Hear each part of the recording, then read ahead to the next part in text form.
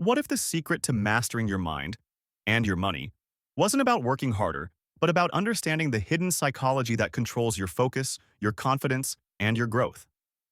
Most people never realize that the same mental laws that drive productivity and wealth also shape how you think, feel, and act every single day. Welcome to the Money Compendium, where we don't just talk about money, we decode the psychology behind it. In today's video, we're breaking down 4 powerful psychological principles that can shape your success. Whether you're trying to build wealth, launch a business, or simply become sharper, calmer, and more effective in everything you do. You're about to learn how to bend time to your will using a strange law that turns procrastination into productivity. You'll see how the smallest habits you repeat, even the ones that feel meaningless, can subtly determine the entire direction of your life. Then, we'll uncover the mental framework that separates confident decision-makers from people who get boxed in by doubt. And finally, we'll show you the power behind originality. Why your unique mix of experiences and ideas might just be your greatest untapped asset. Each of these principles is simple enough to understand, but powerful enough to rewire the way you think. And by the end of this video, you'll see how they all connect. How time, repetition, self-respect, and creativity all work together like gears in the same machine. So stick around until the end because in the final breakdown, we'll tie everything together and show you how to apply these laws in real life, so you can stop reacting to life and start engineering it. Let's get into it. Number 1. Parkinson's Law. Parkinson's Law states that work expands to fill the time you give it. But in practice, it's about how your brain perceives urgency and reward. When time feels abundant, motivation disappears. When it feels limited, your mind sharpens like a blade. Say you're told you have 2 months to finish a project. You'll overthink, overplan, and probably start a week before it's due. But if you only have 2 days, your prefrontal cortex, the part of your brain responsible for decision-making and focus, kicks into overdrive. You stop multitasking. You stop second-guessing. You lock in. That's what psychologists call goal-congruent flow. The mental zone where everything you do aligns perfectly with one clear outcome. It's the difference between drifting through time and seizing it. Here's the funny part. You don't need a real deadline to trigger that state. You can manufacture it. Artificial urgency works because your brain evolved to respond to short-term survival pressure. When you compress a timeline, your brain translates it as a challenge, not a crisis. Too much pressure creates burnout. Too little creates procrastination. The sweet spot, what the Yerkes-Dodson law calls optimal stress, is where your focus feels alive but your mind stays calm. That's the flow state elite performers chase. So try this. Instead of giving yourself a month to start a business idea, give yourself 7 days to launch a prototype. Tell people publicly that you're doing it. Your brain will rewire itself around that urgency. Suddenly, the distractions that used to steal your attention fade into the background. That's not panic, that's precision. Every time you do this, you're conditioning your brain to prioritize progress over perfection. You're teaching yourself that speed and clarity are skills, not personality traits. The truth is, momentum is more valuable than motivation. Once you feel what compressed focus can do, you start craving it. So next time you plan something big, don't ask, "How long will this take?" Ask, "How fast can I finish a meaningful version of it?" Because the faster you move with purpose, the more your confidence compounds. And speaking of compounding, that brings us to the next principle, one that explains how small, consistent actions quietly build massive results. Number 2. The psychology of compounding. Compounding isn't just a financial term. It's a psychological superpower. It's the law of exponential growth applied to behavior, mindset, and mastery. Tiny, consistent actions repeated over time create results so big they almost look impossible in hindsight. Think of it like this. You don't become great by doing something massive once. You become great by doing something small 1,000 times, consciously. Psychologists call this the accumulation effect. Every thought, every routine, every tiny choice either compounds for you or against you. Skip 1 workout, no big deal. Skip 20. Your new habit becomes not working out. Your brain adapts to whatever you repeat most often. That's neuroplasticity at work. Your mind literally rewires itself around your habits. So when people say discipline beats motivation, that's not just philosophy, it's biology.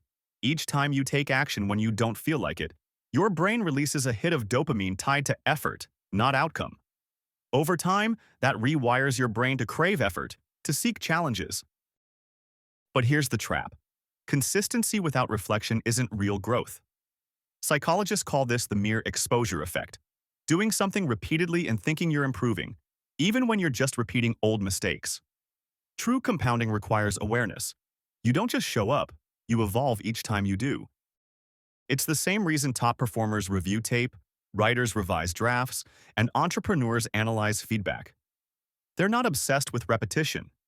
They're obsessed with refinement. Each iteration strengthens the feedback loop between effort and excellence. Over weeks, that loop builds resilience.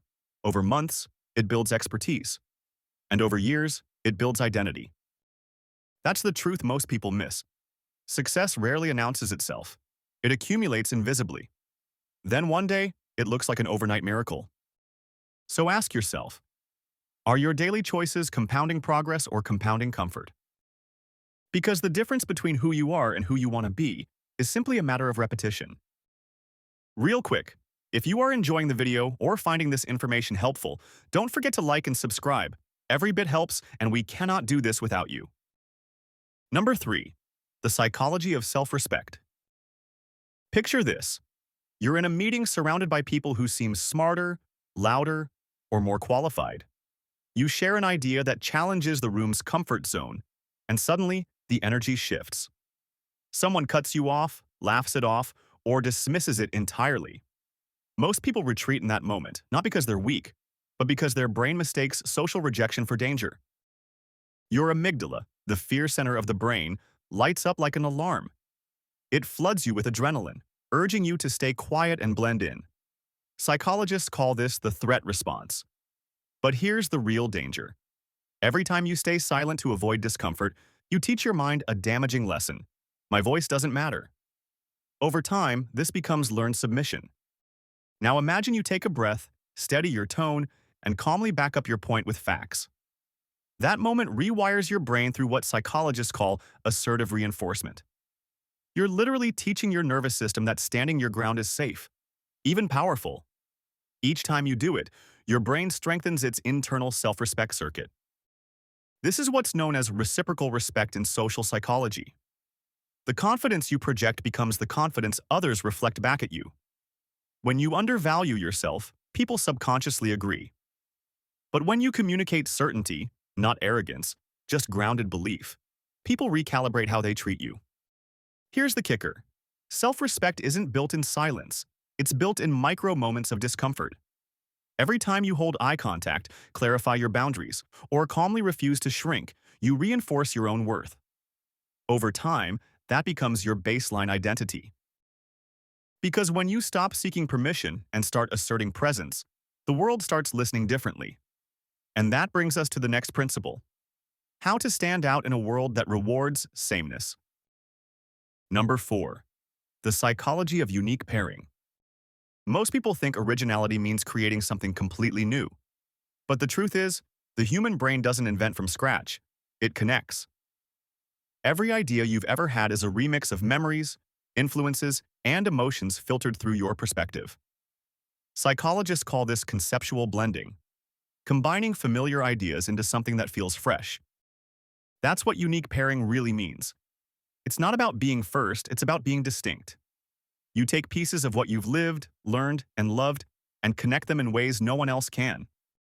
Think about it.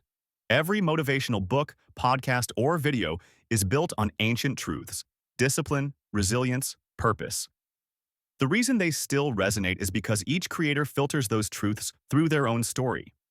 One shares from trauma, another from triumph, another from data. The facts might be the same, but the emotional blueprint isn't. That's encoding specificity in action. We remember messages that connect emotionally. You could hear the same advice 100 times, but it only sticks when someone says it in a way that aligns with your experience. That's why your voice matters, because no one else can frame an idea through your exact lens. Your background, your pain, your humor, your rhythm, they're your fingerprint. Even with billions of people alive today, your combination of unique traits is one of one. That's not poetic, that's reality.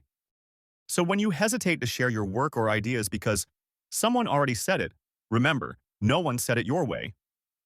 The market for authenticity is endless because real connection never goes out of style. But don't just compete to be different. Commit to being your truest self, because people don't crave novelty nearly as much as they crave authenticity. So let's bring this all together. Because these four psychological laws aren't just concepts, they're a complete operating system for your mind. They don't compete with each other, they compound. Parkinson's law sharpens your focus by teaching you that time isn't a resource, it's a lever. The psychology of compounding turns that focus into daily progress, the kind that stacks invisibly until it becomes undeniable. Self-respect gives that progress a backbone. It's the discipline to speak, act, and decide from a place of grounded certainty instead of fear. And unique pairing transforms it all into expression. Because when you finally trust your own rhythm, your work stops sounding like everyone else's and starts sounding like you. When you zoom out, you see the bigger pattern. Urgency sparks motion, repetition builds strength, confidence shapes identity, and authenticity connects it all together. That's not random, that's psychological alignment. It's how high performers create momentum that feels effortless from the outside but intentional from within. You don't need to master all four at once. Just start the loop. Compress a timeline. Repeat one habit with reflection. Stand taller in one conversation. Create something, however small, that feels original. Each action feeds the next until your mindset becomes self-reinforcing. Progress no longer requires force, just direction. The truth is, your psychology is already running the show. The question is whether it's running by default or by design. Once you start applying these laws deliberately, you stop drifting and start directing. Your energy, your focus, your identity. That's the difference between living reactively and living intentionally. So here's your challenge. Over the next week, test the system. Shrink one deadline, track one habit, speak up once. Make something that's unapologetically yours. You'll feel it. That subtle shift from chaos to control, from noise to flow. That's not luck. That's psychological mastery. If you found value in this video, hit like and subscribe. It helps the channel grow and tells me to keep making deep dive breakdowns like this one. And I want to hear from you. Which of these four principles resonated the most?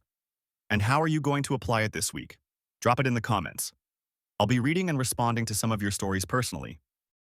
Because success doesn't come from working harder. It comes from understanding your own mind and learning how to make it work for you.